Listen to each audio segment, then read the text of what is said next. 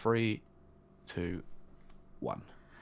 Hello, everyone. It is the episode 5 of Rapid Reviews Radio, and we have got quite the episode in store for you. We have. This is going to be interesting. It's definitely going to be one of our more controversial episodes, but I think everyone will enjoy it. Hopefully, anyway. Yeah. But I say we get started. Well, first, how are you? I am doing pretty well this week. Finally feel like I'm on the up and up of the health issues that I've been having recently. That's very good. I am. But I hear that you have not, though. I am slowly tumbling down the slope of my health issues.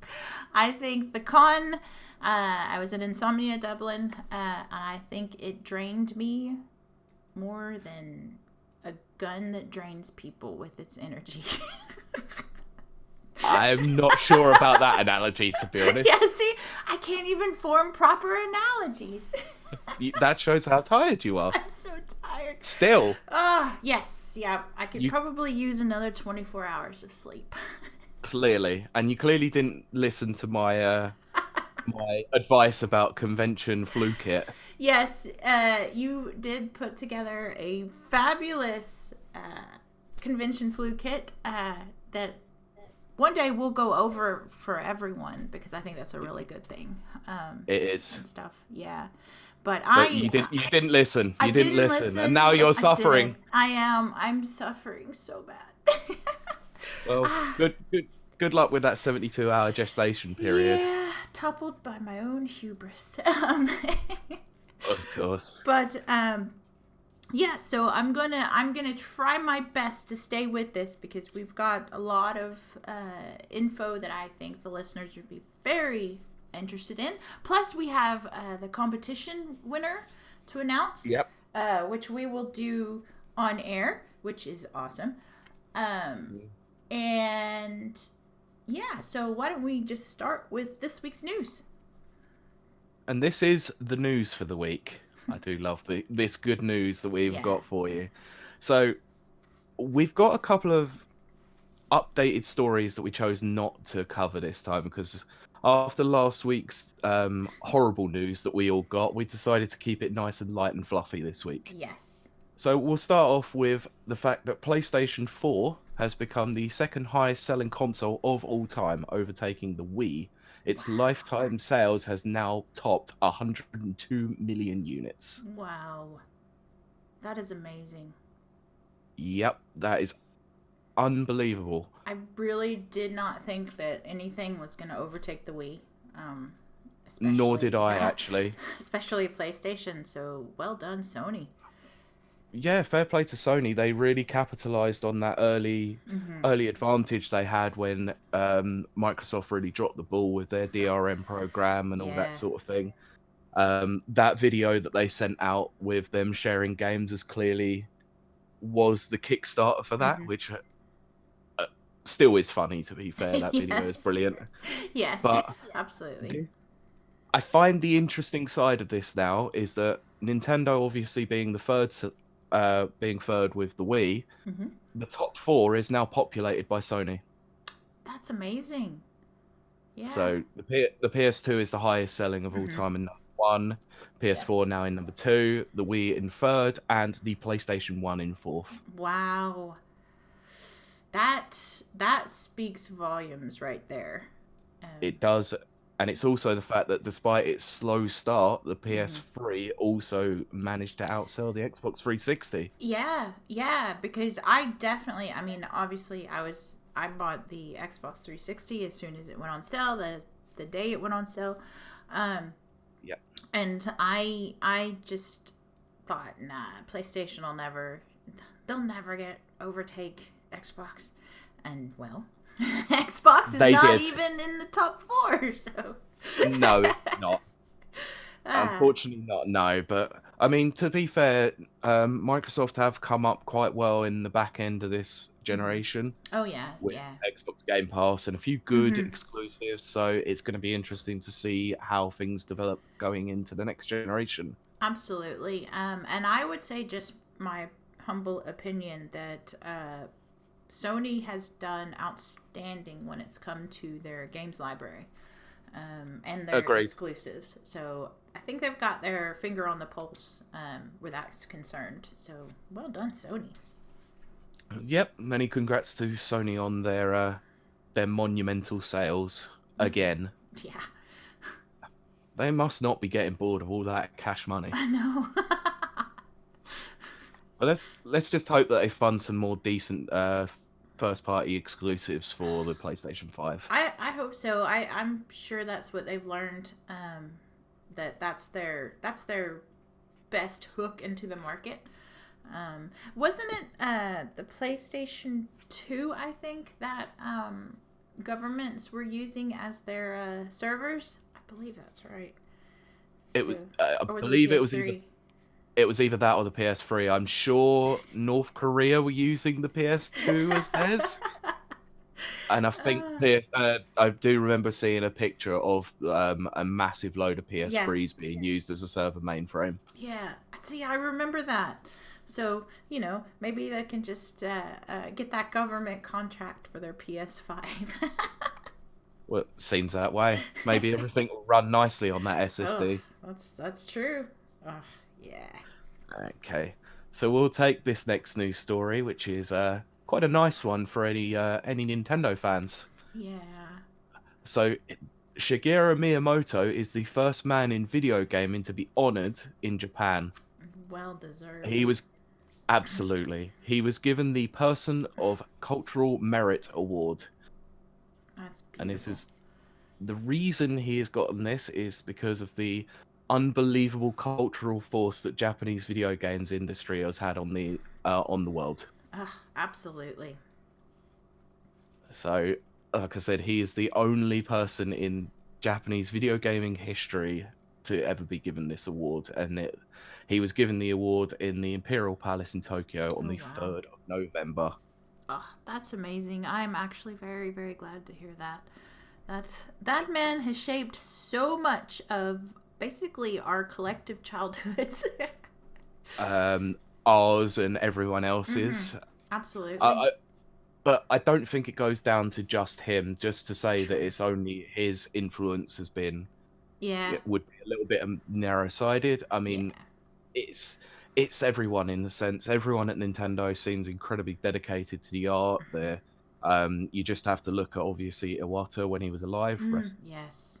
Rest his soul. Mm-hmm. That he, when the Wii U was failing, decided to take a 50% pay cut to stop people Yes. from losing their jobs. And That's so why can't honorable. Just why can't more companies do this? And I'm yes. looking at you, Bobby Kotick. Oh my gosh. That is I, I, amazing. I know. I don't know what my deal is with Bobby Kotick. I've got to call him out on every episode I was now. gonna say. I think we're almost 5 for 5 at this point. No, I'm kidding. We are pretty close, despite not actually having wanting to talk about Activision Blizzard in any way. I still managed to get it in there. Yep. All right, that makes 5 for 5 for those that are playing along at home. Yeah, mark those bingo cards.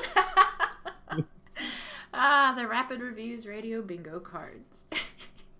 I'm gonna get those printed up I and think get those so. sent across to a few people so Yes. they can play along at home. Absolutely. Anytime you say absolutely. Yes. Yep, yep. So I think we've spoken enough about that. I mean, Yeah. it's incredibly well It, deserved. So it was just, yeah, there's nothing more we can really say. It was deserved, and I'm thrilled uh, to hear yeah, that. I would imagine this is sort of like a knighthood for the That's Japanese people yeah. in a sort of sense. That's kind of the way I would interpret it. Yeah. So we'll go on to what I believe is probably the biggest one of the week, Yes. which is the fact that Masahiro Sakurai of HAL Labs and Sora Inc. Mm-hmm. is his companies have obviously demonstrated the new character come to Smash Bros. Ultimate, which is Terry Bogard from Yes, Fatal Fury and the King of Fighters series. that's right. This this direct was equally awesome, equally stupid, Yes. overly long, but Yes. unbelievably brilliant at the same time. Yeah. It's definitely one that has stood out above the rest. Yeah. This is the sort of thing you should not watch on a lunch break. Yeah. Yes. Very good point. It was Absolutely. pretty good because it aired at 1 o'clock, which just so happens to be my break time at work, which is Excellent. great. So I was like, right, I'm going in to watch this. Yeah. So, um, to anyone who obviously doesn't know Terry is, like I said, from the Fatal Fury series and the King of Fighters series. He was developed by SNK, and we had the meme going around is who's Terry and who are SNK? Now, to all those people, Masahiro Sakurai went into incredible detail about Oh gosh. SNK as a company and the Yes. Neo Geo system to which this was released on, Yes. which is brilliant. To be Yes. fair, I think that was probably in response to all those people going, "Who's Terry?" Yeah. Absolutely. Um, I have to say the amount of detail that him and his team have put into this character is unbelievable. Yes, because They've you got to play. Yes, the day he was released, I actually sat on with one of my friends who, spoiler, may be joining us in a future episode. Woohoo. We sat down and we played nothing but Terry all night for a good 3 to 4 hours. That's excellent. He did switch his characters a couple of times, but I stuck with Terry because I'm a big fan. Yeah. He very much plays like Ryu and Ken, actually, in the fact that he's designed with having his main game as being part of the focus, so lots of cancels and stuff like that. So, which, as a fighting game player, I really enjoy that aspect because it's very technical. Yeah. But the reason why we brought all of this up is because, like I said, this is equally funny because Yes. Sakurai is a very funny guy, and I didn't realize how funny he actually was until watching this. So, in the King of Fighters Stadium stage, there are 20 characters that have been added to the background in a guest appearance, as let's just say, but with one notable omission. To which Sakurai did make a comment about this. Yep. Now, the character of I'm not even gonna attempt it. To any Japanese person out there, I'm not even gonna bother because I'll offend. Yeah. But we all know Mai, and if you don't know Mai, then all you need to do is just type her name into Google and you'll see. Make sure you have Google Safe Search on. Or in private browsing. It's up to you. It doesn't matter.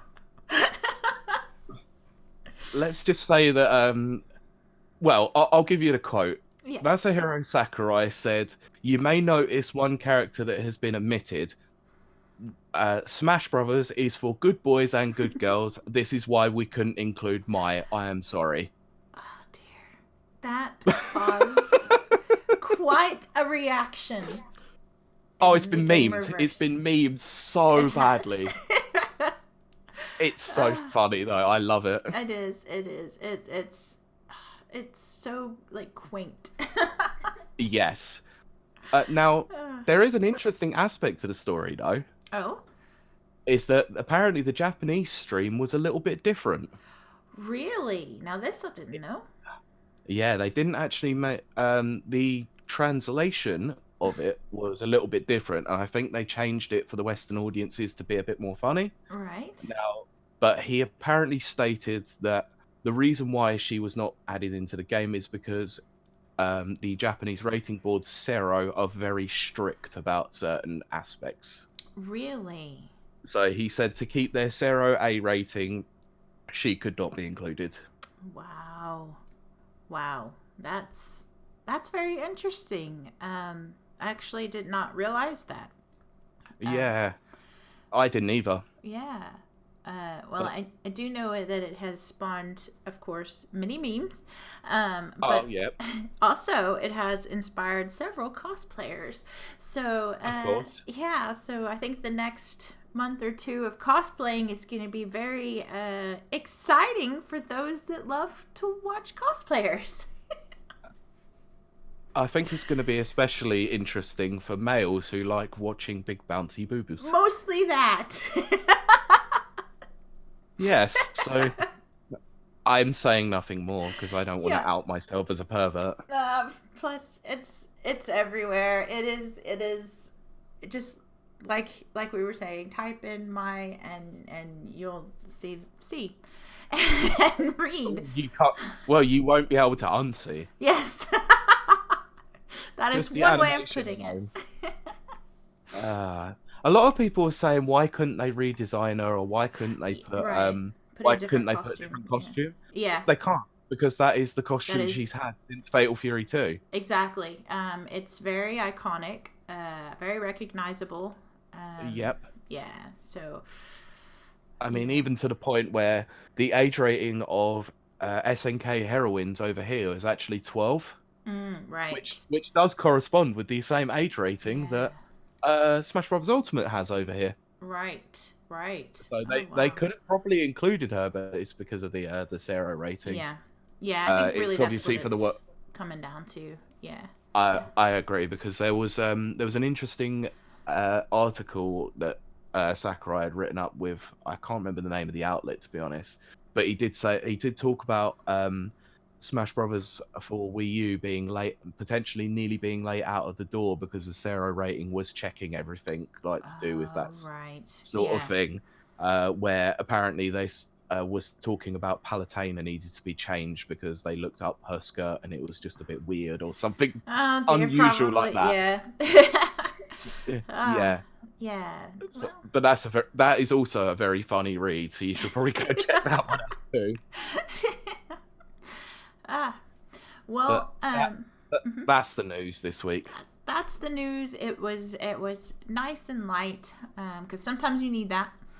And so we'll move on to our next segment, which is the You Got This segment. I'll be very brief this week, mostly because I'm tired. Yep. But I came across this quote, and it just really stood out for me. And the quote is, "You can't be that kid standing at the top of the water slide overthinking it. You have to go down the chute." And that was by Tina Fey, who's an American comedian and writer. And it actually reminded me of a moment in time many years ago. I was in high school, and we were doing a contest. All the classes were, and in this particular class that I was in, we had to decorate our front doors, the classroom's front doors. Whoever won got like a pizza party or whatever at school. Nice. And for some reason, they all elected me to do the artwork, which was fine with me.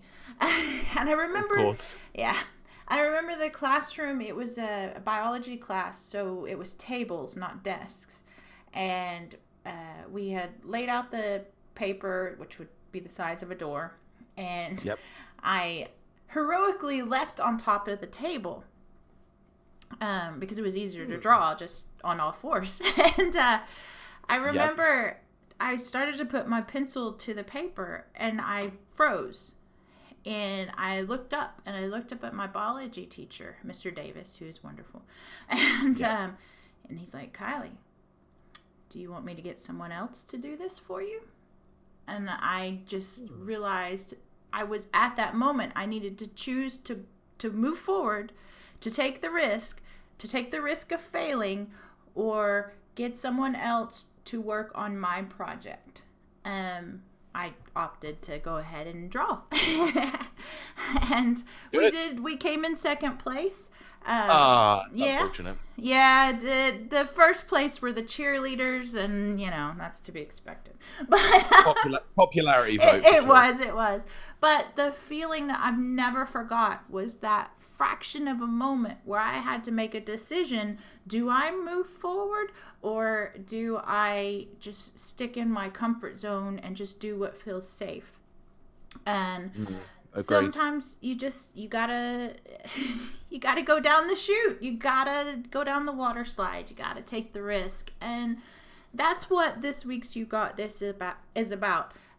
It can be scary out there. Change can be, but it's rewarding. Of course. Yeah. So if you're trying to decide, on your next phase of life, should I take this risk or not? Take the risk. Of course. It may pay off. So sometimes it's all about just taking a leap of faith. That's all it is. Absolutely. You always wonder whether or not you could do something if you didn't do it. Yes. And you should never live your life with regret. Absolutely. Oh, I'm a big believer in that. Because having regrets, you sit there and you reflect on it.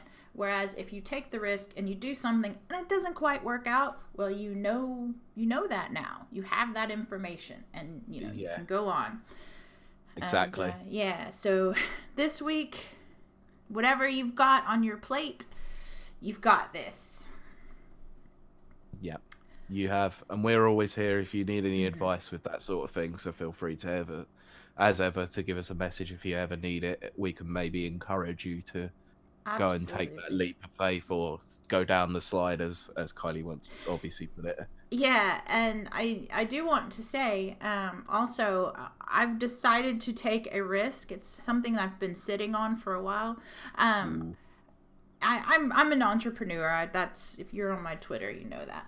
And, of course. Yeah, so I have this thing where I'll start businesses, or I don't know. I just do whatever I want. And if it works out, great. And if it doesn't, we do something else. Yeah, so I have decided, and I've went public with it. I currently reside in Belfast, Northern Ireland. And we do not currently have any form of convention, not a video game or a comic book. We kind of have an anime convention. And it's very successful, and it's run by some great people, but I'm taking a leap of faith with a couple of my friends, and over the next year we are going to be working on trying to get a Comic-Con for Belfast. Brilliant. Yeah, that's great news. I think the more people can do with that sort of thing, the better. I mean, absolutely. Nerd culture has advanced so much over the last 5-10 years that you see all these conventions popping up a load of different places, and it'll be nice for it to branch out to there. But I have to ask, or was quite interested about this, I didn't realise there were that many weebs out there in Ireland. Yeah, you'd be shocked. We have a convention here. It's called QCon. It's put on by the local university. And it was packed. I didn't go to this year's because it was a little too crowded for me. I don't handle huge crowds very well. And we're talking, this is wall to wall. You move a few feet. You don't even move a few feet. You move a few inches in the different rooms and stuff. Which is a testament to how successful it is. Of course. It is an anime mainly focused convention, and oh my goodness, anime is very popular here. Which I'm very happy about, but it was a surprise to me as well. But I mean, it does make me think, just like being a teenager, growing up in East Texas, being a geek or a weeb or any of that, it was not mainstream back then. And no, of course it wasn't. Yeah, and the only way you could get anime was, maybe a shady type of way. Would we be talking about a particular type of anime here? That would sometimes end up in the mix, but it would always be awkward when it was like me and my two, friends that were girls. We've got this bootleg Yeah. DVD of stuff, and all of a sudden it was like, oh, Okay, maybe we're not that much into anime. yeah, okay. I thought I was picking up a DVD of Sailor Moon here, not a Spooky Doji. Okay. Yeah, but yeah, I mean, it wasn't that long ago. It wasn't a thing to be proud of, and now it's a true culture. Geek culture is a true culture, and I'm thrilled. It is. I love it because I don't have anyone around me to talk video games with, or anime, or comic books. I mean, I could talk for hours, and they're Oh, well, we're coming soon. The anime video game comic book podcast. Yeah, send your questions in. No, but no, we should probably get our feet on the ground with this one first. Yeah. But that kind of helps us transition into the next segment. Yes. Now, I'll introduce you for this one because you were the one here, obviously. So, you went to Insomnia in Dublin. I did. A very little background information. Insomnia Dublin is it's under the same umbrella as the different Insomnia conventions. Yeah, because I had one in Birmingham this Yes, year in August. I believe a couple of the Rapid Reviews guys went up there. They did, and that got me very excited for this one. Of course. I think there's also one there's one in Dubai as well. But they're all Insomnia. Now, this used to be called something else, but it's put on by a group of people called Omega Events. So it's the same people that have done the previous conventions like Dublin Comic Con and Gamerfest, which is where I went last year. It was called Gamerfest last year. Oh, okay.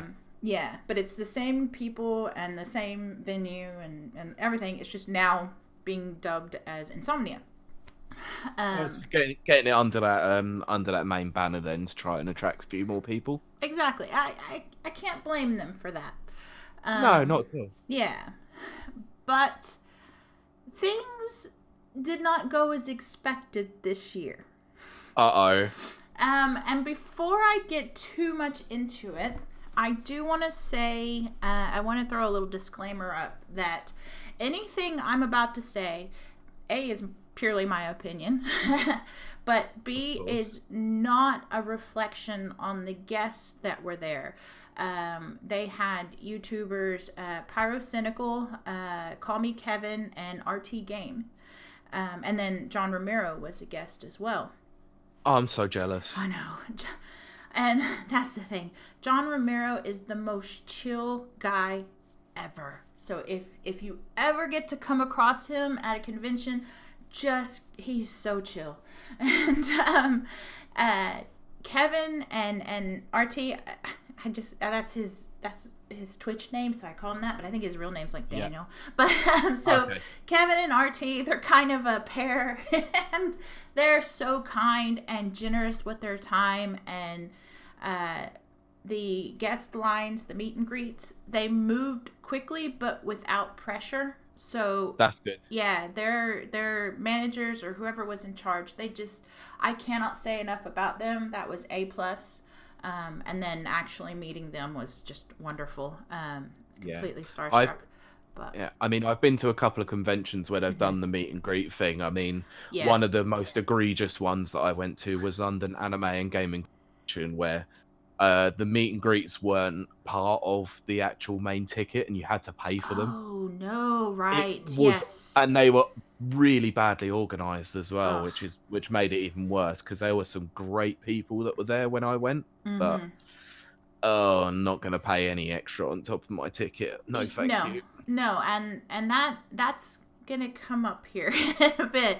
Okay, all right. Yeah, I'm not a fan of if lay out your cost in the beginning. You know, if you're putting on Oh, a convention, you know. of Um, course. but yes, so the guests, and I even spoke to a few of the people that were there to see Pyrocynical, and you know they said it was good. It was a very long line for him. His Yep, Q&A was quite packed as well. But that's overall, it great. was good. Yeah, yeah. So I'm glad. I'm really glad to hear that because sometimes those things can be a little bit on the light side, yeah, where some yeah. people just aren't interested in going to see YouTubers or anything like that. Oh, So it's nice to see that they were very well supported whilst they were they there. were, and I am not gonna lie. My weakness is YouTubers, and Yeah. now becoming Twitch streamers. But I I just throw my YouTube, you know, playlist on in the background, and I just do my work or whatever. And Call Me Kevin's one of my favorites, and it was amazing getting to meet him, and I got pictures. So Yeah, I was very happy that you got to meet him and I was saw the stoked. picture of it. You look quite happy, to be fair, that you slogged through that. To be fair, okay. First of all, I was the last one in line, so they closed it right Wow. after I Okay. stepped up. So yeah, and then the two pictures that are of me that are online. The guy that was taking the photos, I think he was Kevin's manager, but I don't know. But I strongly Okay. suspect that he was. He was saying some very nice things about and to me, and it made me Okay. start laughing and stuff. And it was very highly complimentary, and it Well, felt really good. that's always nice. I was Yeah. worried about what the nature of that was going to be, No. actually. Highly complimentary. Oh, good. Because let's be honest. Let's be very honest. Most of the YouTubers and Kevin and RT are no exception. Their fans are 14 to 18-year-old young men. So Yeah. when you've got you know um a lady present, it's always Yep. a shock. Of course. Yeah, not to say that there weren't, people of the female persuasion there. There were, but I was clearly the oldest fan, which I told Kevin. I Yeah. was like, I'm your Well, oldest fan, meaning I'm the oldest one here. clearly, but let's be honest here. I mean, most smaller conventions Mhm. and are, I'm gonna put it in this way, are mostly sausage fests.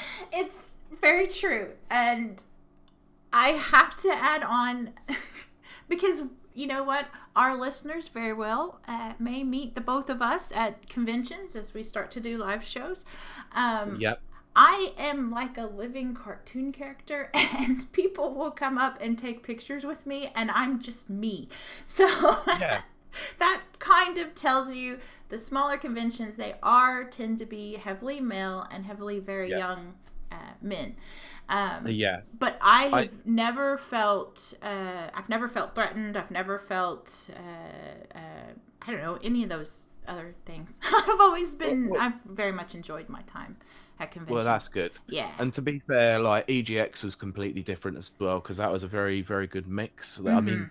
yeah, admittedly, the vast majority were males, Yeah. but no, there was a very, very good female presence there this Yeah. year, actually, which I was quite pleased with. I think that's good. I mean, because like I said, geek culture, for lack of a better term, I just don't have a better term, is Yeah, really coming to the forefront. So a lot of us females who we kind of had to hide that a lot, that side of our personality or, yeah, whatever, we've been able to kind of explore it and let it come out. So yeah, I do hope to see a lot more females just for that reason.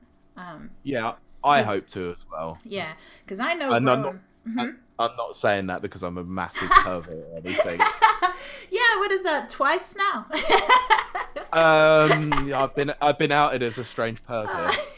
Like I'm leaving, you know.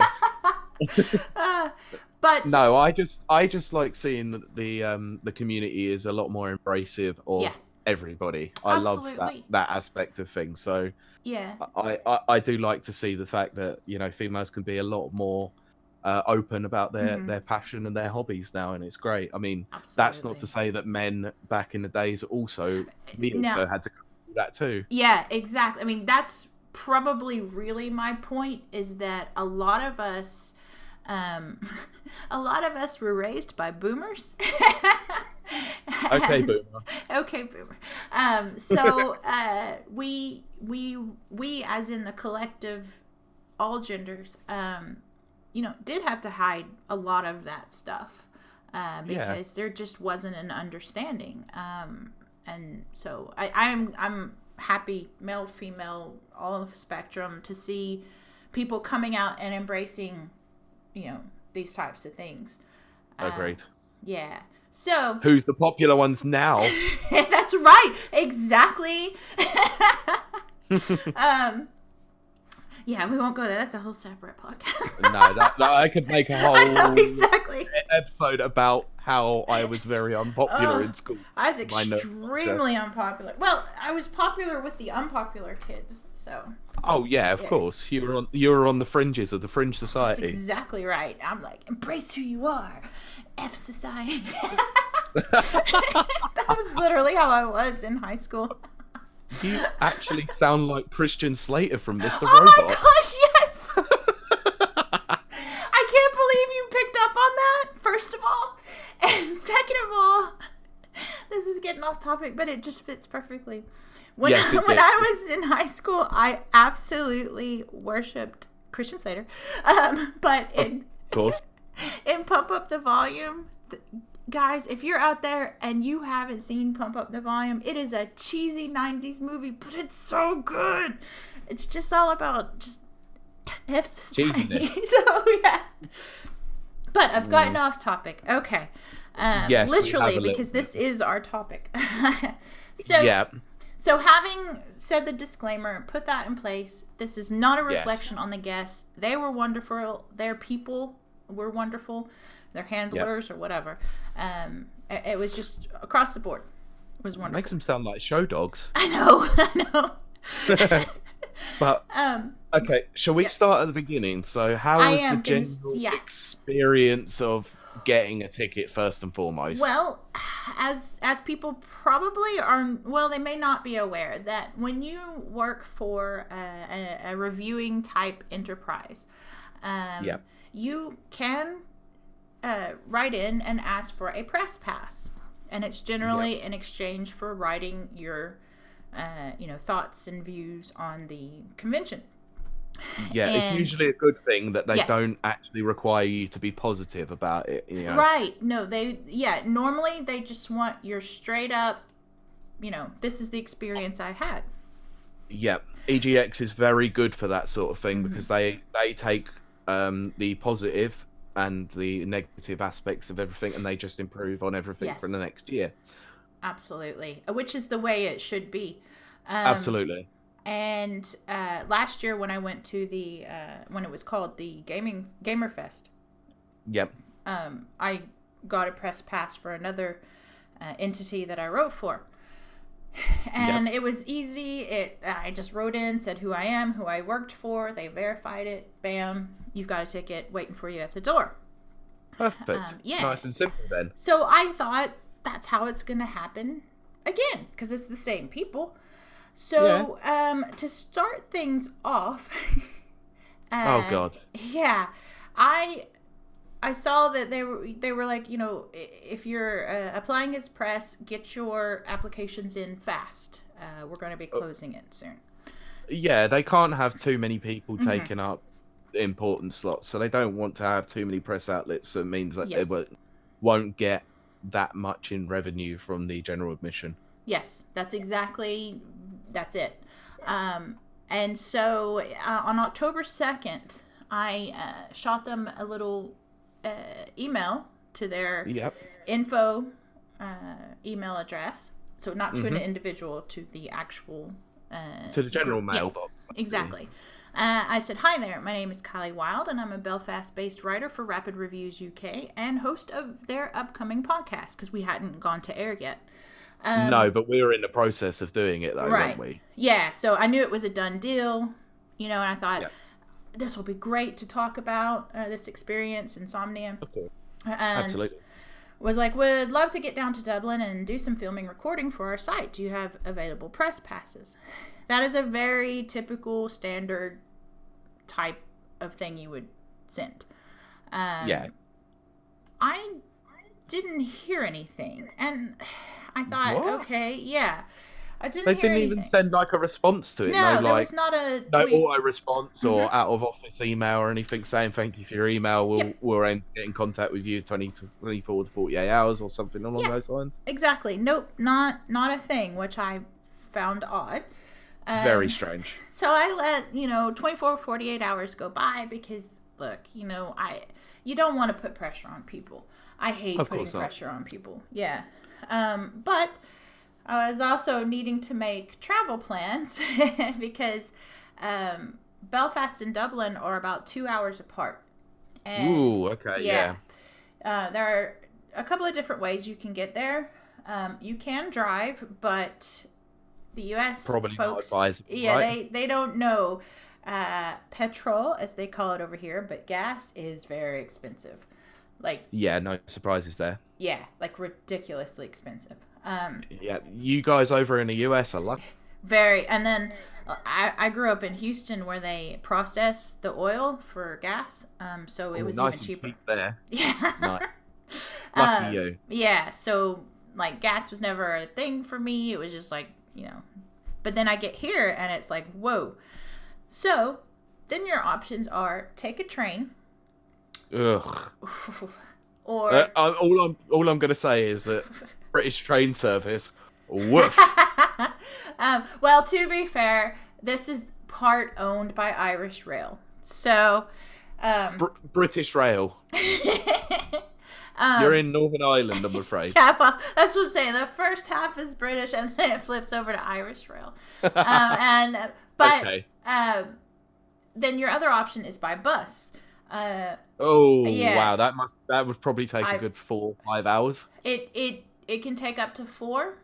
Like they Yeah. tell you on the site that it's 2, but it's not. I've been on the bus several times. Okay. It's Yep. the most affordable, but you cannot guarantee times because it's just a whole deal, and you can't get up and walk around. It's very cramped. No, of course not. I mean, the seats are comfortable, but you're sitting, 2-3 hours in the same spot, just Yep. just frozen. Oh, that's Don't worry. I did that earlier on in the year when I went to a film convention. I travelled from London to Manchester Oh on a goodness. coach. Oh goodness. Yeah. 5.5 Okay. hours. Yeah. No, I was gonna yeah, I say. probably won't do that again. No. It's good for an hour to 2 hours of travel, but again, this bus route is not guaranteed. Yeah. So I opted for train, but train is the most expensive of all the options. How much did it cost you in total? In total, and get ready for this, £65 for a return trip. I'm not even shocked. I'm kind of used to those kinds of prices on trains. Well, they normally aren't that much here, and you can get like web deals. But Okay. I did not know, my own ignorance, that on Sundays the price goes up. Oh, really? Yeah. Why am I not surprised by that? Yeah. I'm not going to say anything about religion here. Well, and see, here's the crazy thing. This all goes back into me getting the press pass. I didn't plan on going Sunday. My plan was to go Saturday and possibly Sunday. Yeah. So anyway, back to the emails. 48 hours passes. I'm getting a little bit nervous. Yep. I let another day go by, and finally I'm just like, I reach out to Mike, our illustrious overlord. He's just going to be known as the Overlord Yeah, now. I think so. He is so good. He's just good at making things happen, and I respect that so much. Yeah, he's very good at that sort of aspect. Yeah, he just gets in there. So he went ahead and he was like, okay, I'll do it. So he sent his own email. I'm the owner of Rapper Reviews, UK, and blah blah blah. So I'm just reiterating the same thing. I have a writer. She really wants to go to this. We'd be happy to take a press pass. Yeah. So another couple of days goes by. Remember, I can't plan for anything until you can't plan until until you're 100% certain that you're going. Exactly. So I'm not going to book anything up whatsoever. Yeah. Plus, if I didn't get the press pass, I was still going to go. But the tickets, to buy an all-day adult ticket for one day was €28, which is about £30, which is about $40. So keep that in mind, ladies and gentlemen. I think that roughly works out as just about 25 quid, actually, not quite £30. Oh, okay. Exchange rate is slightly different. Right. But yeah, it wouldn't surprise me. Yeah, it's about probably $40 US, isn't it? Yeah. Okay. And so keep that in mind. So I can't prep. I can't decide what I'm doing. I really wanted to reach out to Kevin, Call Me Kevin, and even Romero, and see if I could get some interviews lined up. Because sometimes that's what they'll do. They'll go sit in a little room with you. You ask them 5 or 6 questions. You have a good laugh, and you go on. Of course, yeah. They're usually very, very amenable to that. But you have to plan for that because everything is on a schedule. Still not heard anything. Mike reaches out again. Hello, everyone. I've not heard back from several of you from the email gone out last week for successful applicants. If you do, and then that's what, actually, no. This email is from Insomnia. Okay. Apparently an email had gone out for successful applicants. If you did really? Yeah. If you did not receive that email, but have received this one, please let me know. We are sending out passes tomorrow via email, so if you cannot attend, please let me know. That's really strange. It is very strange. To which Mike then replied. As he does, he's chasing it up on your behalf. Oh, yeah. Which is great. I know. I'm so thankful for that. He says, hey, thanks for your email. I didn't get an email last week to say that I'd been successful or not. I applied on behalf of one of my writers, Kiley Wild. She's very keen to attend, and I am. Yeah. Or I was at the time. But... Yep. To which they replied, thank you for getting back to me. We will be getting tickets out today or tomorrow, and the application has been successful. Apologies for the... Great. Yeah, keep that in mind. Apologies for the last email not going through. I was trying a new email shot service, and several people have not received their confirmation. Yeah. Oh dear. Yeah, this sounds like an absolute nightmare already. Yeah. So Mike said, that's brilliant news. I will let her know today because she was going to buy a ticket if not. Yeah. So Mike messaged me. He's like, your ticket, it's been approved. It's on its way. Just should be with you in a day or so, basically. By email. Okay. Exactly. Via email. That's not out of the ordinary. Exactly. No, of course not. But then we're getting closer and closer. And as you do. I still haven't bought train tickets. I still haven't bought, the ticket to the thing because they're like, hold off. We've got one for you. Okay. Yeah, of course. You've been told that you've got one, so you're not going to go and buy one, are you? Right. So then... in terms of the timescale here, how close to the event are we talking before you worry big time? By the time we're hitting this emails that I'm about to read, we're 1 week out. Oh my goodness. 1 week. All right, read the email. I want to hear this. Yeah. Because this is going to be good, I reckon. Oh, yeah. It gets even better when I read the last one. Mike replied, look, my writer's a little concerned that she hasn't received her press pass for Insomnia yet. Are you able to email it to me? Yeah. To which he got this reply. They will be out soon, if not already. We had to send an Excel file to Ticketmaster, and then they upload, and send out all of our press exhibitor passes, etc. in one go. It can take a bit longer than expected, but we'll be there before the show. Are you joking? Nope.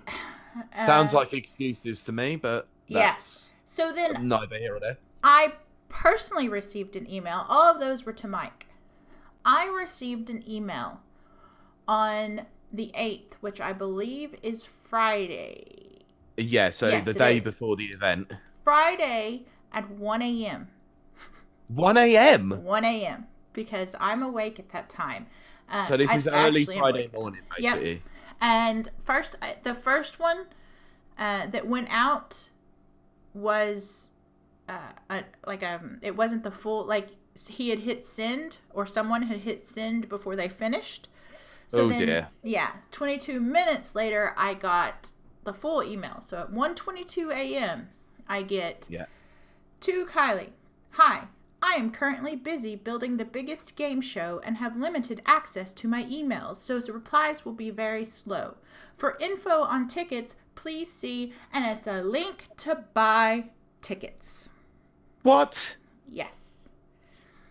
Oh my days. So I immediately send that over to Mike, who then... Understandably. Let me guess. 1:30 in the morning, you're just sitting there going absolutely mental.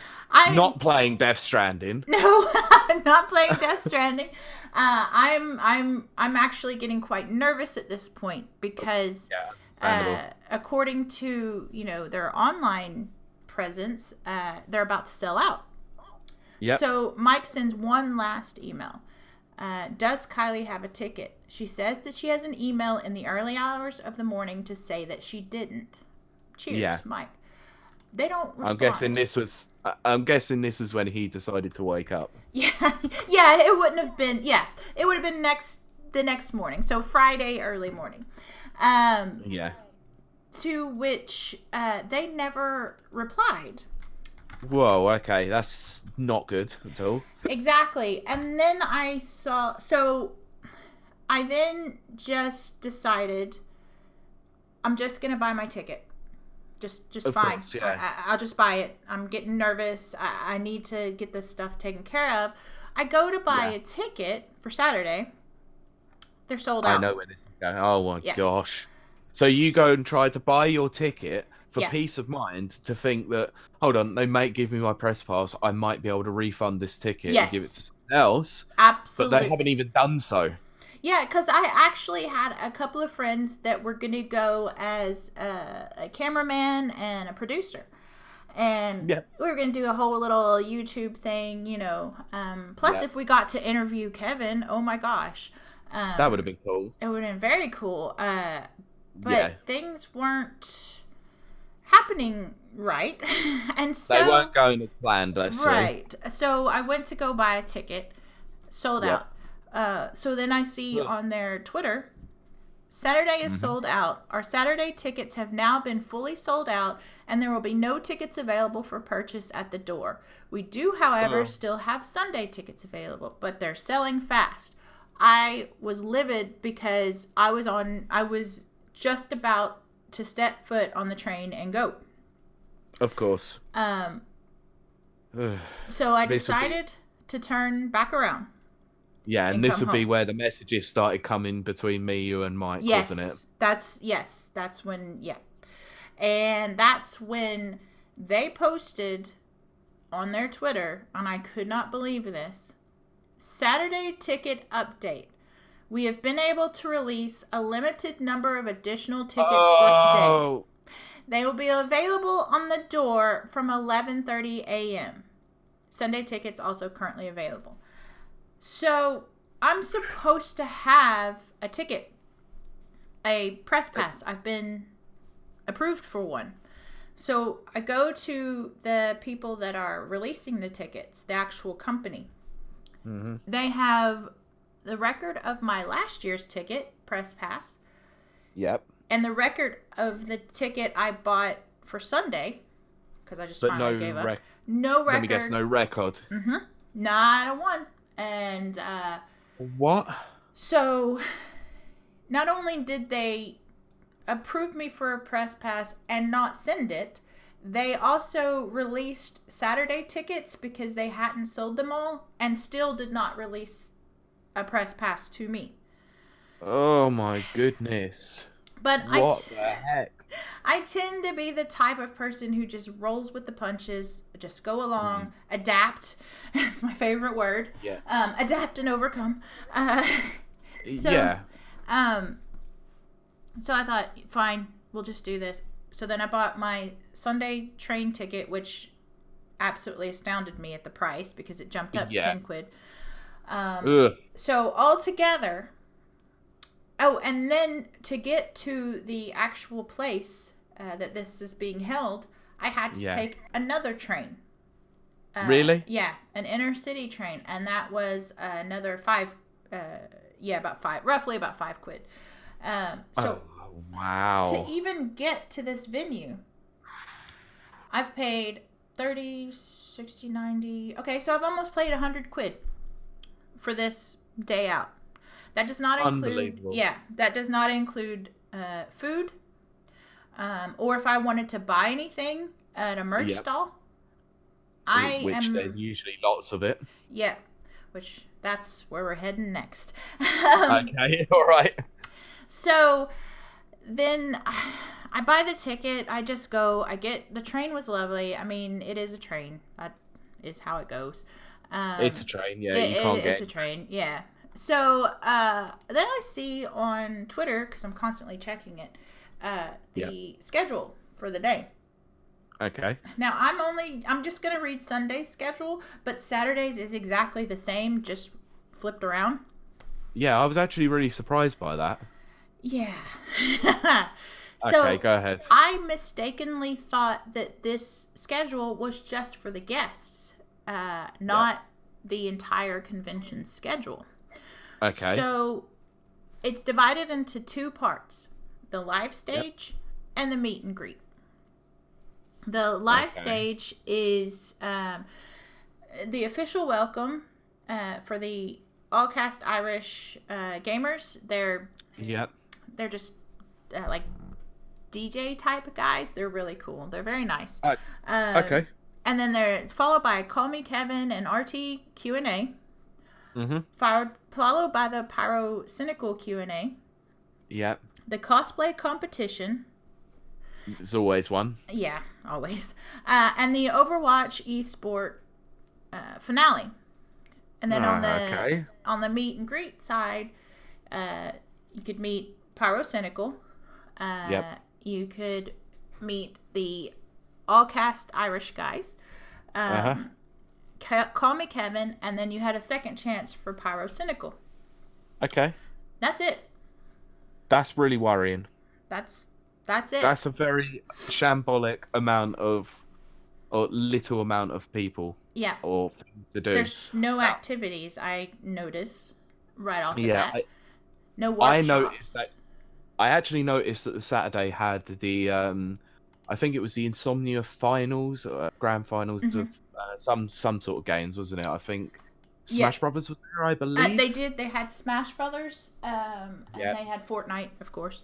yeah, Um, and I'm not surprised if LaFerro was there, one of the Irish commentators. yeah, yeah. Um, so I'm reading this. I'm like, no, this can't be the schedule. This is just for the guests. This is the guest That's schedule. shocking. Yeah. That's a So shocking state of affairs, actually. exactly. So okay, after roughly about 2.5, 3 hours, I've made it to the venue.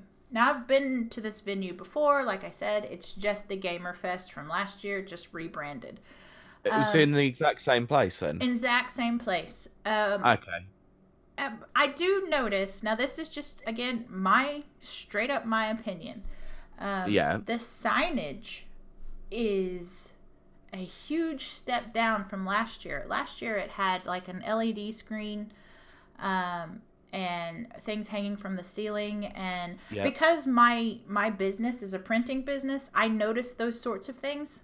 And Of course. last year it was just really well done. I was like, wow. Mm. I come up this year and it's just vinyl signs just hanging. And Wow. yeah, it's Okay. So very like like really low effort then. very low effort, very or low cost even. Um, Mm. so Yeah. for my 30 pounds, I walk in Yep. And I see the main hall, or what I think's the main hall. Okay. There is a few merch stalls, not many, but a few. I was like, oh, that's cool. Maybe these are just at the front, to kind of get your attention. Yep. Maybe they've paid a premium to be at the front. That would make sense. Yeah. I see 2 different VR gaming spots. One of them is by the HTC Vive. Yep. And then the other is an Oculus type. Okay. And they did have like an Oculus Cinema that it took about, I think, four people, and it was one of those kind of where you put the headset on, but you sit in a chair and the chair rotates, Oh, it's like a D-Box, basically. Yeah. Okay. And then there's like a small van with PlayStation 4 games. Bit worried that they wheeled a van in there. Yeah. To be fair, they wheeled 2 of them in. And the biggest one would be something called Trust Gaming, which had hardware like keyboards and mouse and all of those types of things. Yes. So I was curious, like, well, what games are going to be unveiled? It's an Insomnia, type thing. So there's got to be, game. Yeah. You'd expect them to have a few good games, a few big games coming up, or Absolutely. at least some decent indie games or something. Absolutely. Because there's no shortage of indie games. That's such a wealth of things. To be fair, there's no shortage of indie games, AAA games. Right. No shortage of games coming out any time. Absolutely. And even if you want to take it down to more homegrown, here on the island of Ireland, we have several indie studios, and I am well acquainted with a few of them. And I know they'd have bent over backwards and been happy to have been there. Okay. So walking around, I see one game. Ubisoft. Really? Yep. Ubisoft's Ghost Recon. Tom Clancy's Ghost Recon. Which is a game that's already out. It's already out, and is buggy and is a mess. And has a big old sign in front of it that says over 18s only. Great. Not the best thing you want to do for a small convention.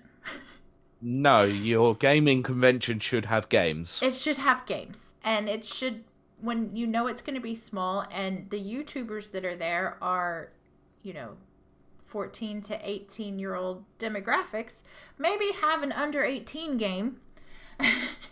And maybe not put an under 18 game there when the key demographic is not really going to cater for that. And I walked past that, I'm going to call it a kiosk for lack of a better term, like 2 times, and I just could not get up the motivation to go in there. I mean, it's Ghost Recon. It doesn't change. It's the same game it's always been. That is quite appalling. Oh geez. I can't even say anything to do with that. That is utterly ridiculous. The most popular section of the entire floor would have been the cosplayers. Of course. No surprising. Yeah, there was a lot of buzz there, and that's really good. But everything, that was it. I will be putting up a video, well, definitely on my own Twitter, but maybe even on like Rapids Review YouTube or something. It's a 16-second long video that you've seen. And it encompasses the entire convention in one shot. Unbelievable it was. Yeah. Now, to be fair, there was an auditorium, but that's where the Q&A was held. Everything else was in the main hall, and there was nothing there. I paid £30, and there was nothing there. I got nothing in response, back for investing that £30. I will say, again, as I said in the beginning, I got to meet, Kevin and RT. Yep. And the lines were smooth and they moved and it was great. So in my head, I just tell myself I paid £30, to see someone I very much respect and admire. And so I can Yep. kind of handle that. But that's me. You have people coming there who this may be the only convention they can go to the whole year. Yeah. And, Or the only one they can afford all year. well, that's what, yeah, exactly. And they work hard for that money. So you're right. €28 is nothing to sneeze at. And especially when you No. combine like train fares or taxi fares or however you get there.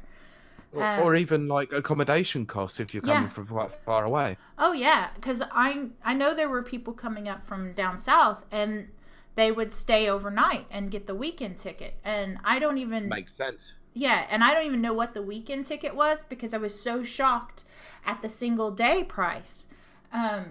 So I'm walking around and I start talking to people, I start talking to vendors and just kind of getting a feel for the place. Yep. Not a lot of people were happy. No surprises there. You showed us a couple of tweets actually, Yeah. me and Mike, and oh boy, Yeah. they did not go down well, did they? No, they did not. There, I even came up with this hypothesis that no one got a press pass. I couldn't find anyone that wrote for a review site or had a YouTube channel or anything that got a press pass. There were a lot of YouTubers there, don't get me wrong. Yeah. And there's a lot of, Irish game reviewers and stuff. Of course. But the ones that I talked to, they didn't get a press pass either. So my hypothesis was these people knew they were putting on a rotten egg. And I was not a happy camper. And I was irate. I was fuming. I was raging. I think I even told Mike that I'm just raging right now because there are kids there. Like there were some young kids there, probably 12 or 13. Their parents were with them. The parents had to pay for a ticket. The kids had to get a ticket. They had a family pass, but it was something like €18 per person, and you had to purchase 4. Yeah. Really? Yeah. And oh my days. There, and this is nothing against the merch people because I very much like I interact with merch people and they're kind of a little family. They all go to the same conventions. Of course. And they're just lovely people. Yeah, I've noticed that from the conventions I've been to. It's mostly all the same people. Yeah, they all kind of network. I used to be in that network a long time ago, and it's they just take care of each other, and it's just great. So I was having a nice chat with a few of them, and they're like, the sales aren't bad, but it came down to there was nothing else to do, Which is the absolute worst thing that you can do at a convention is get bored within an hour of being there. Yeah, that's a big key in that I spent not only nearly £100, but also 3 hours to get there, and then I had to do another 3 hours to get back home. Yep. And you may notice that because of the fact that it's coming out a day later, how bad that really was. That wrecked me, man. Honest, I was literally sitting here all day yesterday going, she'll be back at some point, we'll get this done on the evening, and you just came back at 10 o'clock. It was my God. I am exhausted, I am angry, I am this, and it's like... It's true. Oh, and I said to you, I don't want to hear anything about it until we record, because, oh my God, this is absolutely the worst sounding convention I've ever heard about. I've been to a lot of conventions in America and over here in the UK. Hopefully one day I'll get to Gamescom. But I hope we can do that at some point. I do too. That's been one of my dreams. But the point is, I've been to several conventions. I'm not... I'm going to be putting on my own convention. I know how these things work. I know what goes into them. I've been a merch person at conventions, so I'm not like completely ignorant and just blowing my top or whatever. I felt that this was a complete disrespect to people who paid very, good money, hard-earned money, for That's a something lot like of, this. and it is a lot of money to be charging It's people for a literally lot. nothing. I mean, That's that's the thing. disgraceful. Their biggest draw was the esports. Well, they should have advertised themselves as an esport convention, not Absolutely. a games convention.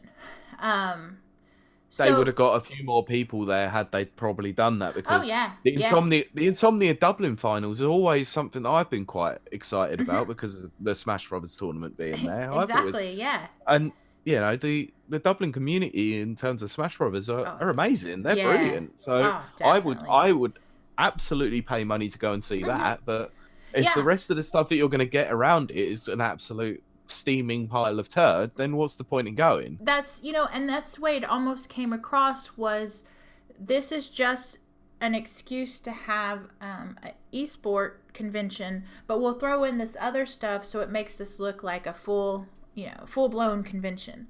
And so I had this theory that they didn't send out press passes because they didn't want people to know, how bad terrible it this could have is. But I haven't been able to confirm that. That is my opinion, and that's based on speaking to other YouTubers and reviewers that were there. And another thing that I found very interesting is, because the convention center that it was held in, the building, has a cafe/restaurant, they don't have any catering or snack trucks or anything. And I'm sorry, but I love convention food. I'm not the biggest fan when it comes to the hot convention food, but some of the merch sellers that usually sell some of the Japanese snacks, Oh, yeah. I'm usually all about those. So I'll Yeah. go and end up buying like 5 or 6 boxes of Pockies Oh gosh, yes. every time. That's what everyone does. Thankfully, they did have at least one of those. I bet they were expensive though. They were very expensive. They even had some American treats, and I was like, ooh. They had, like, I don't particularly like Twinkies, but they had a chocolate Twinkie filled with peanut butter, and I was like, I want that. But I wanted to try that, but not for what they were charging. Yeah, it's probably like £4. It was very close to it, yes, for a single Twinkie, and so I wouldn't even pay 50p for that because it's got peanut butter in it. I love peanut butter so much. No thanks. And peanut butter and chocolate together. But I'm not going into that. You disgust me. But all in all, I have yet to justify spending £30 and 6 hours of my 6 hours travel time into the experience that I had. I think that this was an absolute joke. I think that they need to do better, especially for next year. And if they want to be an esports, venue, advertise yourself as an esports venue. If I had gone there, going to watch and then report on, the different esports categories that were happening, that would have been fine. I would have been A-okay with that. But that's not the mindset I went. I went going to a games convention. Yeah, and you got nothing what was advertised at all. No, not at all. This is not. This is Insomnia branded, but this is nothing like the previous Insomnias that have happened around the world. So I don't know if they spend all of their money on the buying the name or renting the name. Insomnia. That's highly possible. Yeah, I kind of think it is, because last year's tickets, even though I got a press pass, last year's day tickets was about €18. That's so much better as well. Was very reasonable. Yes. Now that's a reasonable price. That is like that. I can't. That's reasonable. I will say though that at both last year's and this year's, John Ramiro was at both, and guys, like, if you get a chance, I'm not kidding, I know I said it already, but just go hang out with him. He's so cool. But they Yeah, didn't advertise him being there. I knew he'd be there, that's but that's such a shame. He's yeah, such a legend as well, he's and they don't even absolute put him legend. as part of the bill. No, no. Unreal. Honestly, I don't know if that's his decision, but I don't think so because we had him over here in Belfast with the QCon, Yeah. and they made a big deal about him being here. Oh, of course they So, would. yeah, That's I because he mean, is a big deal. he is a big deal. He's an absolute legend, and there was Yeah. just nothing about it. In fact, the more I'm sitting here talking, the more it was just esports oriented, and that's fine, but that's not how they sold it. No. And so overall, I am very disappointed. I hope they do better. Yeah. The people putting this on have put on shows before. I mean, put on conventions before. This wasn't like their first time. Yeah. But I think they knew they had a rotten egg. I'm just gonna say it. Yeah. Yeah, and I think that's why you're not going to see a lot of reviews over it. But if you check Twitter, you will see a lot of negative comments towards it. Oh, of And course you will. I've seen a fair few of them as well, which is great. and I will throw this right quick, and then we can wrap it up because I'm just Mm-hmm. getting angry all over again. Yep, of At course. the same time, there was another convention being put on called JCon. Now, I very much like JCon. It is an anime convention. They don't hide that. That's exactly what they are. I think it's in the name, really. Yeah, exactly. And the guests there are people that I've actually met before. They're another YouTuber group. Okay. Yeah, boyfriend and girlfriend. And so they had it at the same exact time. And that was not good planning on either side. No. So I did kind of wonder, did I miss out? Should I have gone to that one? But to check on it, neither were what they could have been. No. Yeah. I think the problem is holding them both on the same day. They split the demographic between the two separate sets of people. Yeah. That probably hasn't helped at all. No, not at all. So overall, bottom line, it wasn't a great weekend for conventions in Dublin. I'm really sorry to hear that. I know you were incredibly excited to go. So I was. And, silver lining, because I do like to try to be optimistic and positive. And so you should. I got to meet Kevin, and he's so awesome. And John Romero as and well. John which Romero. I'm so jealous about. I'm I so met jealous. him last year as well, so he's Oh, so don't make it cool. worse. Yeah, he's very cool. He's so chill, and he signed a poster for me, so I have that. Wicked. But yeah, so they had great guests. They Yeah. did have great guests, but they didn't do anything with the guests, and Of course not. and there were no activities, no workshops, and that's always a disappointment. Of course. And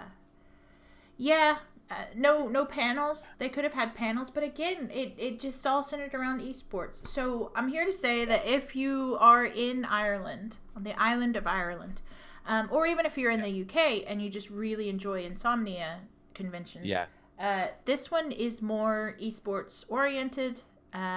So come with that mindset, and it's very expensive.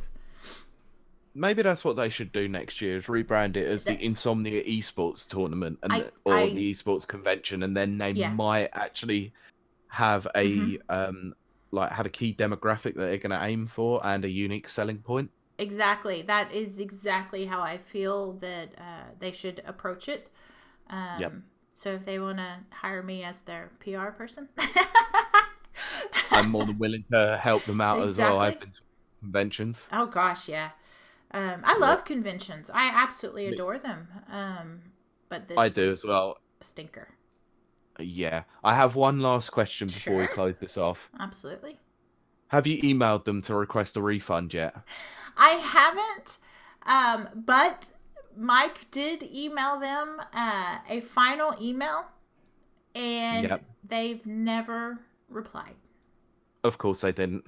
And it's over now, and they still haven't replied. So, okay. Yeah, tells you what we're dealing with here.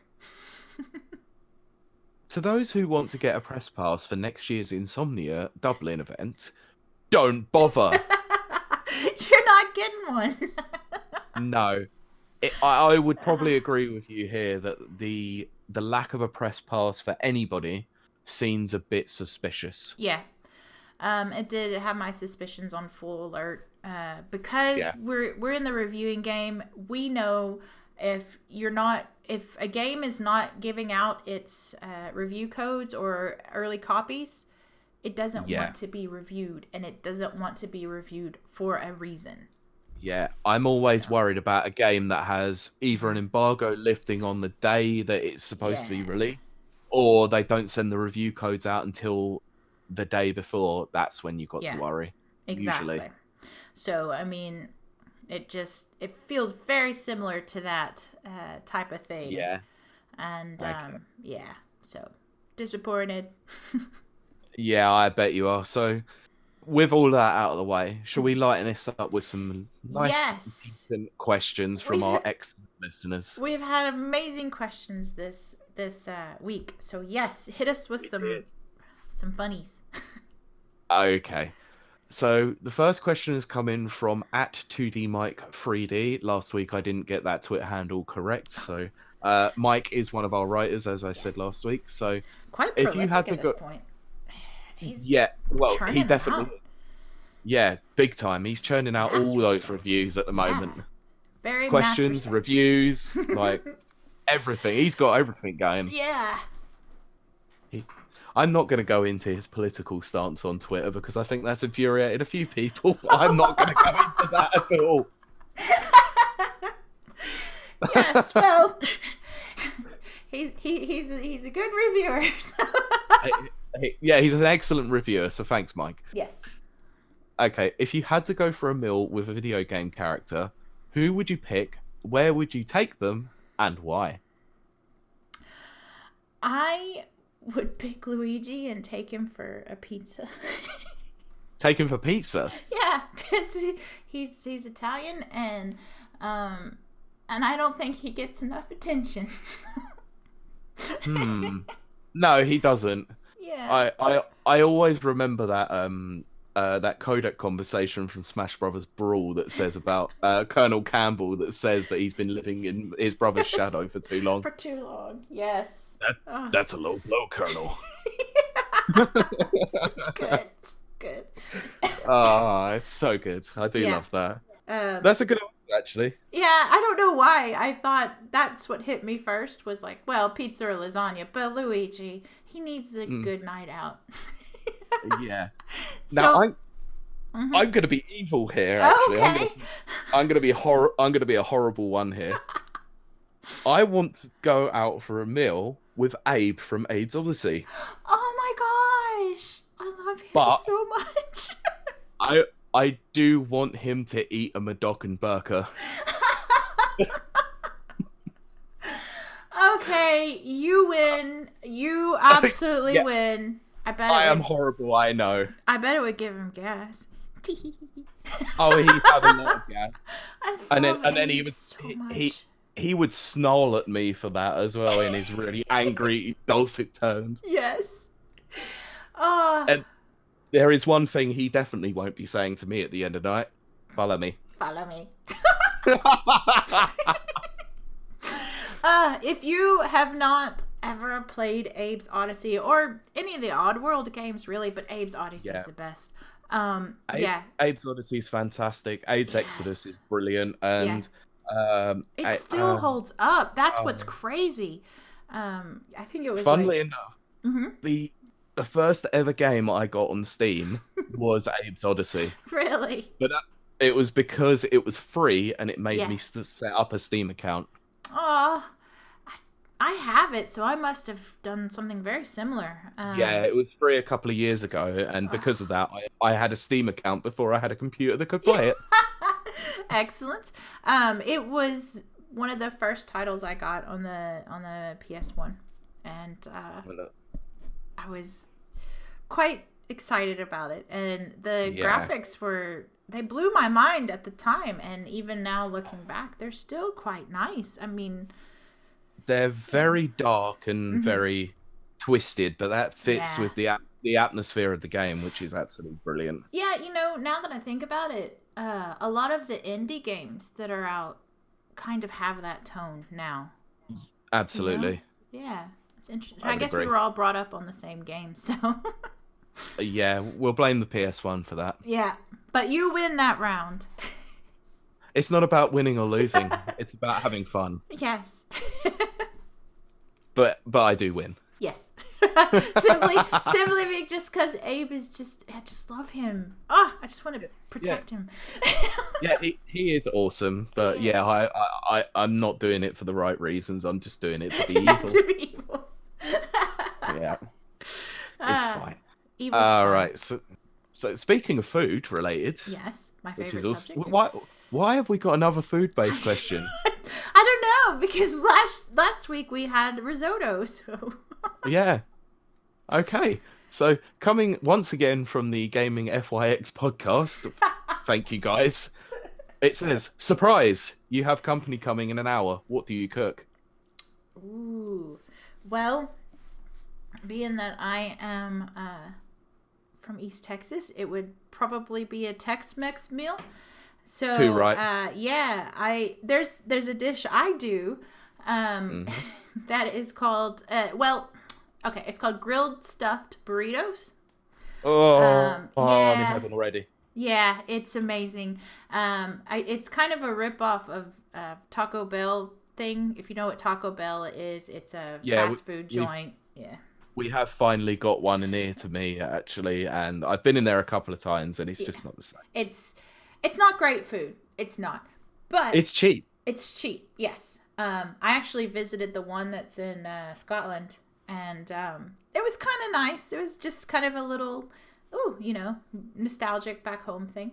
Didn't quite taste the same, but that's okay. That's probably because it was haggis. I like haggis. Ugh, I do. No, get out. I do. I like it a lot. Look, I basically spent a lot of my childhood in Scotland, but even I can't stand haggis. No. Ugh. I know it stinks a little bit, but it's very similar to a dish we have in East Texas called boudin.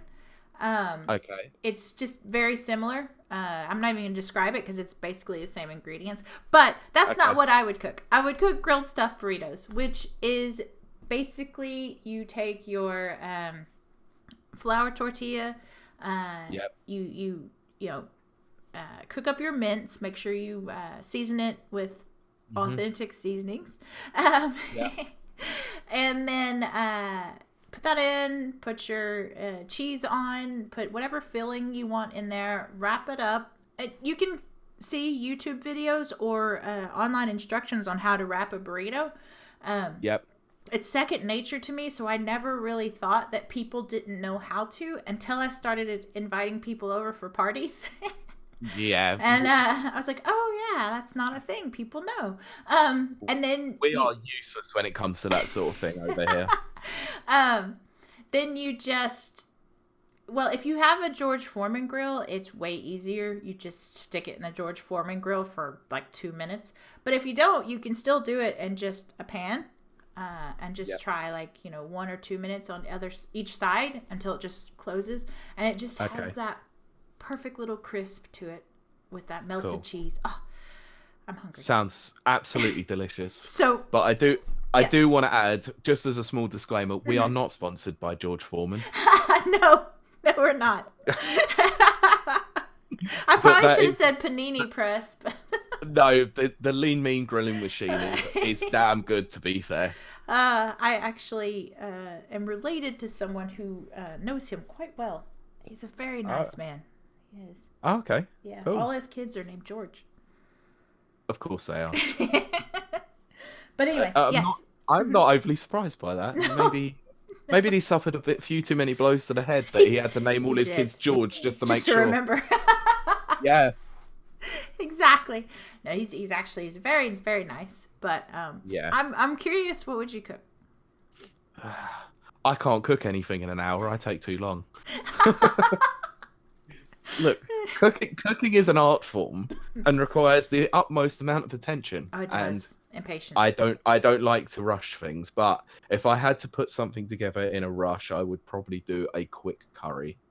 Yeah, you can't go wrong with curries. That's for sure. No, especially on a nice cold evening like Oh, this one. yeah. Tonight, just get get some decent bits of chicken, some Yeah. butternut squash, make your own tikka masala sauce and just let it stew away for 45 minutes. Oh, Chuck yeah. chuck some rice in, some nice sticky rice, and make some naan breads as well, and it's just the most comforting meal that I can make. That sounds amazing. This is Yeah, better I've got than that tomorrow. This is better than one of those naughty phone lines. What are you cooking? Oh wow, okay. I'm not saying a word. Yeah, no, that's good. That's very good. Oh goodness. I'll move on to the next question before you start getting some really bad ideas.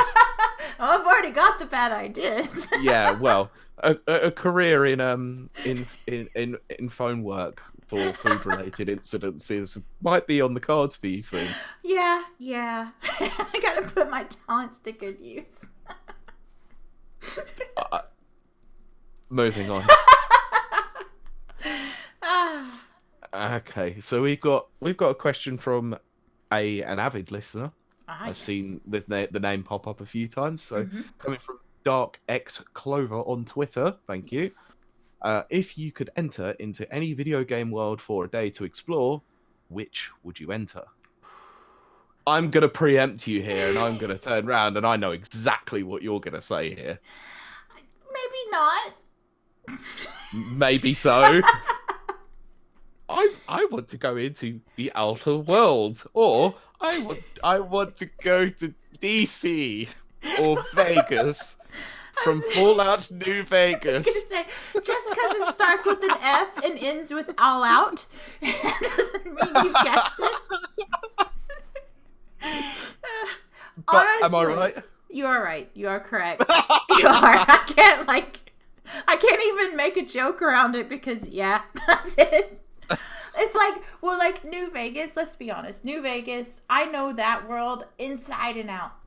Of course you do. I would know how to survive and get through it, and also it would be amazing and fun. But my backup would be Outer Worlds because I'm currently playing it, and I'm reviewing it later, so I'm not gonna say too much. But it would be a fun world to play in. I mean, that review's been coming for about 4 weeks now. You know what's crazy? Little sidebar. I've noticed other people just got through it in like maybe a week, but I guess I tend to savor everything. But I'm just like, I'm not even. I think I'm still at the beginning. I'm not sure. I don't have any way to judge it, but. But I do side quests, and I love side quests. And yeah, I was going to ask how many of the side quests have you done? All of them. I'm not surprised by that. I think a lot of the outlets actually have just been tackling the main quest. Yeah, and then go back to side quests later. Yeah, I think you miss out on a lot of the character development, so I love the side quests. But makes sense. I want to know what video game world would you explore? I'm not giving you the answer like that you think I'm gonna give. Okay. It's not the Mushroom Kingdom. Okay, because I was waiting for that. I was like, it's gonna be that or Smash Brothers, just because there's so many worlds there. But anyway, there are so many worlds there. That would be pretty cool. But I'm not gonna say that. More bang for your buck. But yes. Yes, I am actually gonna say the world of Splatoon. Oh, now that would be fun. Who doesn't want to be a kid and a squid at the same time? Yes, exactly.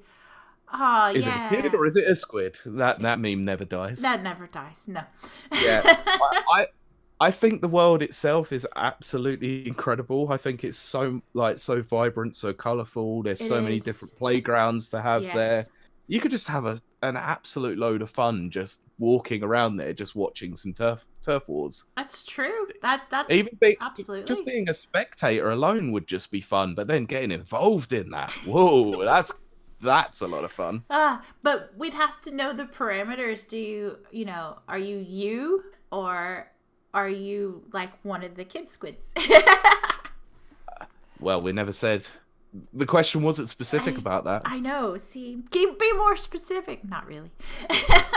No, they weren't expecting to go completely out of left field, were they? But yeah. For the sake of the question, yes, I would be a kid or a squid. Yeah. Of course you would. Absolutely. Like, if you're going into that world, you've got to fit in somehow. You've got to, yeah. You got to play by the logic of the land. Oh, yeah, of course. So you can't just drop in as you are, just looking completely out of place. Especially in New Vegas, you're going to get shot immediately. But I do think it's funny, though, the contrast between, like, New Vegas is it's very yellow and gray and, kind of your darker post-apocalyptic colors. And then Splatoon is, of course, bright and colorful and vivid and everything. So that's interesting. But I do rather like the idea of going into that bright and vibrant, colourful world that is pretty much dictated by a zapfish. Yes, that's right. Brilliant. That is a fun game. Also, the concerts would be absolutely out of this world, wouldn't it? It really would. I can't understand a blooming word they're talking about, to be fair. But if I was a kid or a squid, I definitely would know. You would know because you'd have all that info. Oh, blimey. Right, so we've got the competition to draw. We started a competition 3 weeks ago, I want to say. Yes. Well, it was from the second episode we had this. Second episode, that's right. Yeah. We had a sponsor just bam right off the bat. Anker, who are just fabulous and make wonderful products. They do. We had a competition to give away one of their power cores, and the rules were to send us your most emotional gaming moment. Didn't have to be a scene from a game, just anything surrounding gaming. It could be anything that got you, either overly emotional, hyped up, a touching scene or a piece of music that got to you. It could have been anything. Yeah, exactly. And we had quite a few entries. I was actually pleased. The winner will be chosen by random, and we're going to do it on air, which I think is pretty cool. I am actually going to do that right now. So what we'll do is I'll draw the name and then we'll read the winner and the message they sent in. But then we'll also read the other people's entries that we got because they were great as well. They were really good. Let me just give these a swish up and see. I wish I had some music. The only thing that's all post edit, but I'm not going to do that. That's too much work. Yeah. The only thing I can think of was the Jeopardy theme, but I think that's not good. I probably would have just gone with the countdown theme. Well, there you go. Okay. US versus UK. UK all the way. No, I'm not going to have no chance of USA. I pull that out all the time. I'm not surprised. You're very passionate about your homeland. Yes. So who is our illustrious winner? The illustrious winner, I will read, is Miles at Miles on Mixer on Twitter. So if that is you, please get in contact with us by Twitter DM, give us your details, and we will send out your power core to you. Excellent. So I'll read his winning statement here. Yes. Playing a game on the Wii and about to beat my all-time best at the game when the power went out. And then came back on 5 minutes later. I decided the power company did not want me to win. That brutal. Those feels are reals. I've been there so many times. Do you know what the great thing about the Switch is? That it saves? Battery backup. Yep. So if the power goes out, you can still play it. Yep. See, they knew what they were doing. Oh, yeah, they did. So yeah, once again, that's Miles at Miles on Mixer. So well done. Well Good done. sir. Congrats. Yeah, but we will read out the last couple as well. So do you want to take the first one? Sure. This one comes from Brett Hill, which is at Brett_7days with a Z. Yes, not a Z, a Z. How dare you? You're in our homeland now. It's Z. I know, I love Z, and that's what's so funny is you guys are so scared to use Z in your words. You have to use S's. Yeah, we were. I mean, you guys over in America, you might call it Planet Zebes. That's right. We call it Planet Zebes. Right. And then in my favorite book, which is Hitchhiker's Guide to the Galaxy, when I read it, I saw Planet ZZ Alpha 9. And then I listened to Douglas Adams reading it on tape, and he's like, Planet ZZ9. Alpha ZZ9. That's because he's English, and he is our best export, and you will never disrespect that man ever. He is a god. Because so long and thanks for all the fish. Oh, yes. Oh, God. I'm looking at it now. I've got all 6 books just sitting there in collection. I would need to read them again. Yes. So tune into our next podcast, the Douglas Adams Fancast. Okay. Dear. So Brett Hills. Yes. Okay. My most emotionally charged moments are probably any co-op game and playing with my wife, especially Snipper Clips or Overcooked 2. We can never get on the same page and work together, so we'll always end up having an argument. That sounds sad about face. Right for a co-op game. Or is that laughing smiley, isn't it? Yeah, well, at least he's happy about it. Yeah. And I can imagine he says wife, not ex-wife, so they're probably they're still together at least. Still together, yeah. It's probably a good release. Yeah, I'm sure they probably enjoy that every time. Snipper Clips is frustrating, to be fair. That is a good game, though. I've never played that. I don't know it's great. It's basically, so it was one of the games that was released on launch of the Switch on the eShop. It was made by a small British indie developer that was actually funded by Nintendo. Right. And it's just a puzzle game, basically. You've got I like puzzles. 2 characters called Snip and Clip. And you have to cut shapes out of each other to try and make the right shape or fulfill a goal of some sort. So one of them is getting a basketball from one side into the other side through the hoop without it touching the floor. Okay, I could see how that would begin arguments. Oh, it's so much fun, but it's infuriating at times because it is quite tough. All right, well, you want to read the next one? I will do, and that comes from Techman at Techman Reviews. Oh, wow, this is worded quite badly. I'm not gonna lie. This is gonna have to. Twitter apologies for that. So yeah, we'll blame the 280 characters on Twitter for this. This is going to have to be a round of Mario 64. I was intensely playing for 6 hours straight. Whoa, man. Yeah, no, that's yeah. I've been there.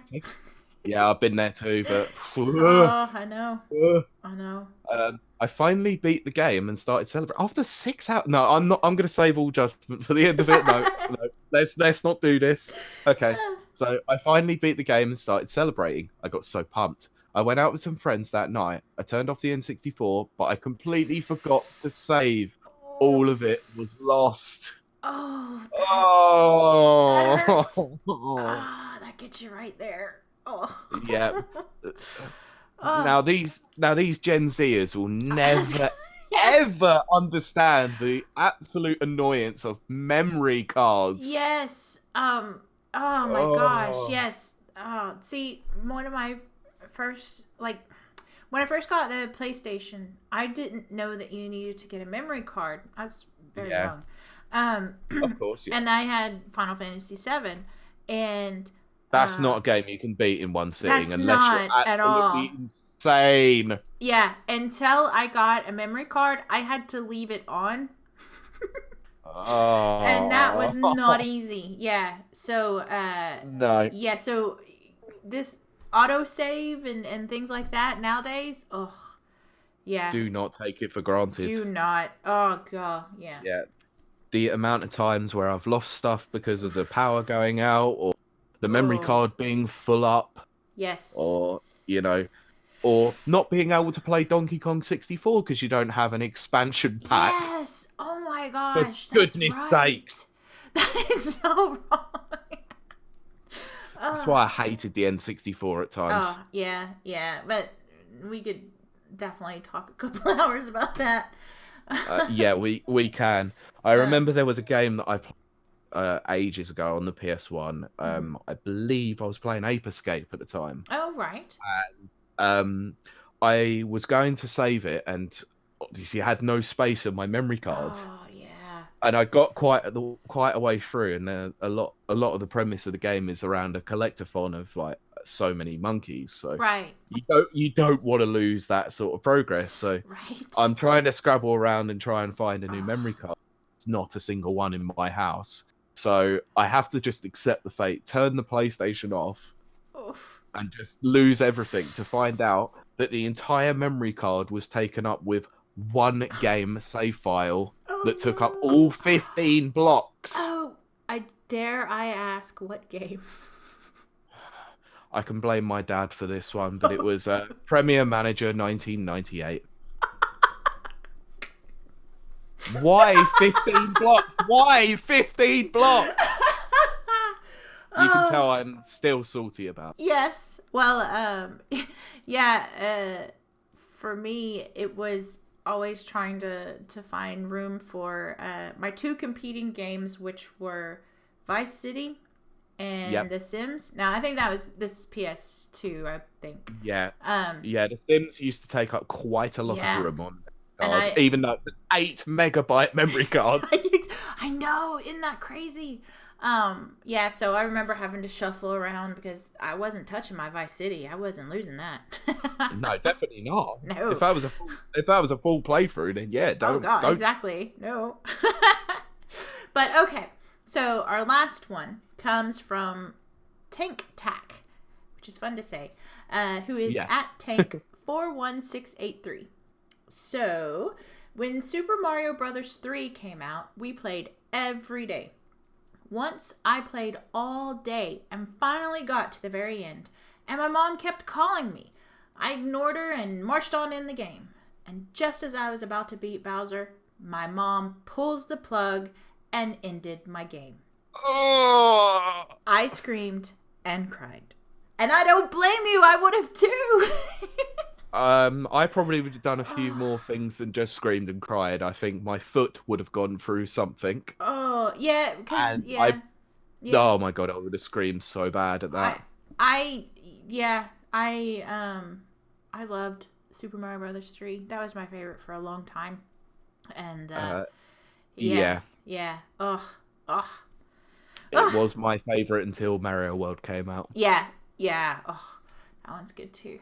Man, I need to finish Outer Worlds. Is that so that you can jump on the Switch, Switch SNES games so you can play Mario World again? Exactly.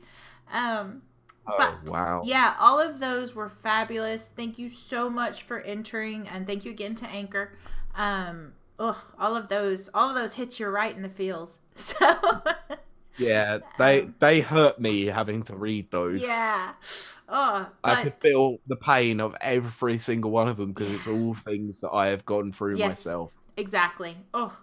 It brings back terrible memories of memory cards. Yeah. I think for me the Snipper Clips one was a particular one that got me quite badly. Was because I was trying to play that game with my girlfriend's brother, who doesn't really play games that much. Oh, right. So him trying to play a puzzle game is like the most infuriating thing in the world. So it was like, do this. It's like, what do I do? It's like, oh, fuck. Oh, my God. It was like, we didn't fall out, luckily, but it was good. It was good fun in the end. Yeah. Oh, that's good. That bit's good. Yeah. All right. I think that's gonna wrap us up for this week's episode. I know Yeah, it's a little bit longer than normal, but that was because we had to go over Insomnia Dublin. Yeah, you had to have your rant and your rave to get it out of your system, which is understandable because it sounds like an utter poop fest. I can say that if the same system is in place next year, I'm not going. So yeah, I think if you don't get a press pass at least 3 weeks before, then you've got to worry. Exactly. All right. Well, that wraps it up. And we hope everyone has a wonderful week. And join us next week for our next episode. We will. But if you want to get in contact with us in the meantime, yes, make sure to check out rapidreviewsuk.com for all your amazing reviews from that amazing team over here. And they're very rapid. And they're very reviewy. Yes.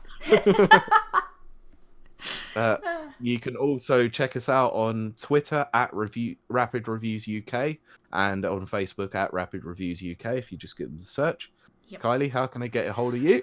I am on the Twitters at Kiley Tegreet, which is KileyTegreet.